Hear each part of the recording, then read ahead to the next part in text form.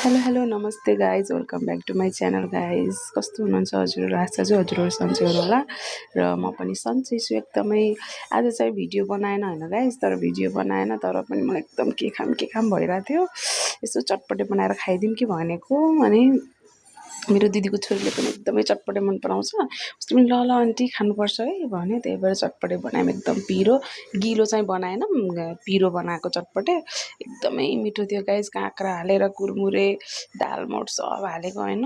एकदम कलर मात्र हाल्न बाँकी थियो, तर मैले त्यहाँ हालेन क्या, कलर हालेर पेट किन खराब गर्ने भनेर होइन। तर एकदमै मजा आयो गाइज होइन। खाना हजुरहरू के गर्दै हुनुहुन्छ? मेरो नयाँ भिडियो चाहिँ आउँदैछ guys, please like share and subscribe गर्न नभुल्नु होला मेरो भिडियो।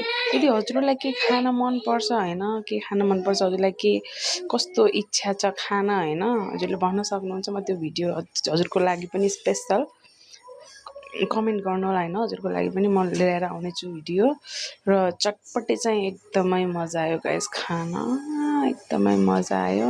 कसलाई चटपटे मनपर्छ आमै अनि मेरो घरतिर यसो आउन सक्नुहुन्छ। नजिकको साथीबहिनी जसले मलाई चिन्नुहुन्छ आउन सक्नुहुन्छ। म हजुरहरूको लागि पनि स्पेसल चटपटे बनाएर खिलाउँछु होइन।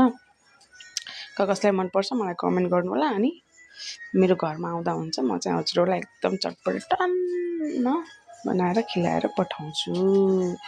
हेर्नु कसरी खान्छु मैले, घामती एकदमै चटपटी एकदम भोक लागेको थियो। बिहान खाना पनि नखाएको गाइस होइन, एकदम त्यही भएर घामती खाइरहेको।